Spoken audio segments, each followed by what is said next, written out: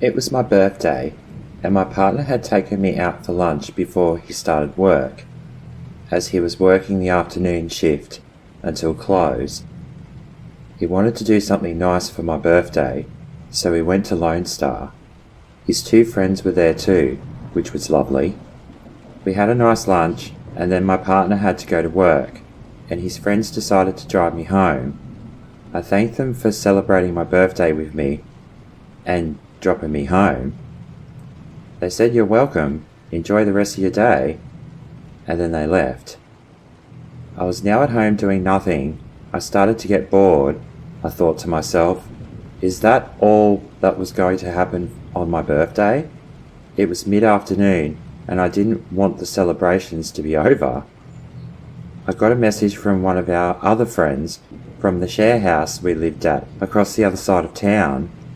He wished me a happy birthday and he asked me if I wanted to come over for drinks and a smoke for my birthday. I said, yeah, why not? And then my friend came and picked me up and took me back to their house. My mate ordered pizza and got the wine out of the cupboard, and his partner had the weed to smoke. We partied for quite a few hours. I actually got a bit wasted, and I started to forget about everything normal in my world. I was just celebrating my birthday and being merry with my friends. The red wine was really getting to my head though. My partner rang me and asked me what I was doing. I spoke on the phone in my drunkenness and told him I was over at our friend's house and that I was plastered. My partner started getting angry. I'm not sure why at first, but I told him to calm down and that I was just having some birthday drinks with our friends. He didn't care about my reasoning or justification. He told me I'd better be at the train station to meet him when he got back on the train, otherwise I'd be in big trouble. This kind of went over my head, and I didn't confirm that I would be there, however, as he hung up the phone on me before I could say anything more. When I told our friends what had happened, they said my partner was just jealous and he would get over it. It was my birthday, and I should celebrate it how I wanted to. For the next hour, I was procrastinating on when to start heading back towards home and meet my partner. I had no money at the time, so I couldn't catch a train or a bus. My friends couldn't drive me home, as they were all plastered as well, so I had to walk. I went out the front door to leave, but it was raining. My mate gave me a poncho to wear for the walk home, so I started walking. It was wet, and my clothes and especially my shoes were getting drenched, which really slowed me down.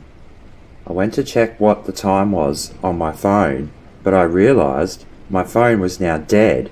Damn it! It probably went dead from my partner calling me over and over again. I got into town, and as I walked past the station there, I asked the security guard what time it was, and he said it was 10:30 p.m. Oh crap! My partner would have been at the next station up now. My phone was dead, so he couldn't get through to me. I figured I would just walk straight home from there, as he would get home before me, as it would take my partner 20 minutes to walk home, and 40 minutes for me to walk from where I was. I started following the road that led towards my street, and a part of me wanted to hurry home, but another part of me was dreading it, because I knew my partner was upset with me. I just kept thinking about the fact it was my birthday, so despite what he thought, I could do what I want, and he couldn't be angry at me.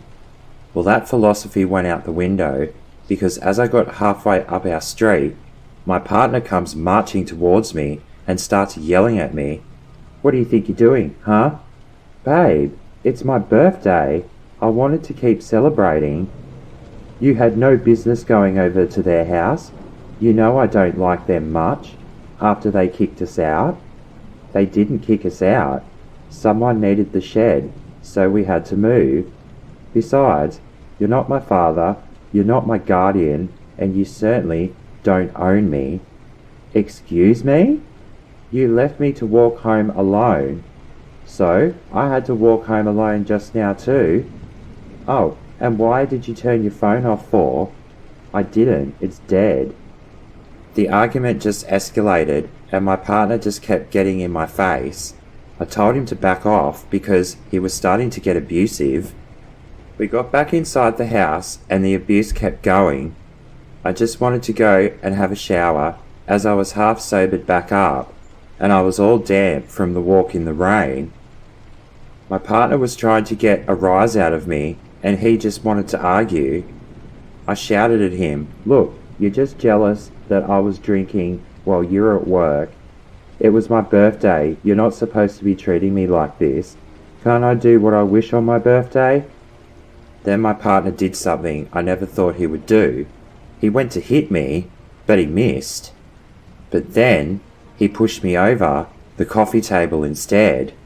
Oh damn, my tailbone was killing me now.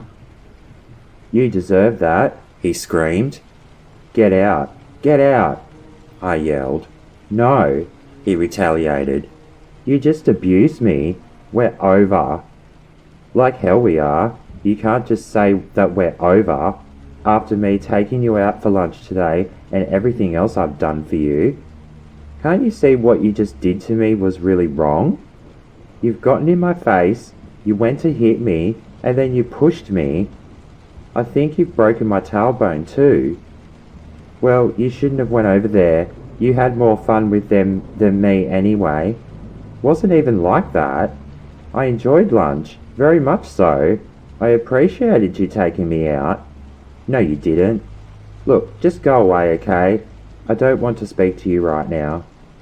I went into the bathroom and slammed the door shut and got in the shower, with tears running down my face. He was just yelling something else at me through the door, but I wasn't listening. The sound of the shower running was too loud, and I didn't care anymore. He hurt me, and now he's not going to get another word out of me tonight. There was just no reasoning with him. After I had my shower, I walked out of the bathroom to find my partner was outside on the front step on the phone to someone. I wasn't sure who right away, but I just ignored him. 5 minutes later, he came back inside, and he was more calm now. I just rang my mum. I looked in his direction, but I couldn't look him in the eyes at that moment. I asked her if I could come stay the night, but she said no, and she said I was an idiot for what I did to you and to sort things out with you. I then looked at him finally, just blankly, as if to silently agree with that statement. I went out for a smoke, and then I went to bed. My partner was now upset that I wouldn't speak to him, but I told myself I wouldn't give him another word. That's when I went to sleep. The next day, I just tried to move on as if nothing had ever happened, but my partner was acting strange. He was very quiet. I asked him if he was okay, and he just started crying. He was full of guilt. He said he was so sorry for what happened the night before. I told him I was sorry I didn't meet him at the station, as promised, but I told him I wasn't sorry for partying. I didn't want to party on my own. If he wasn't at work yesterday, I would have partied at home with him, or with him and others. It was just unfortunate that he had to work.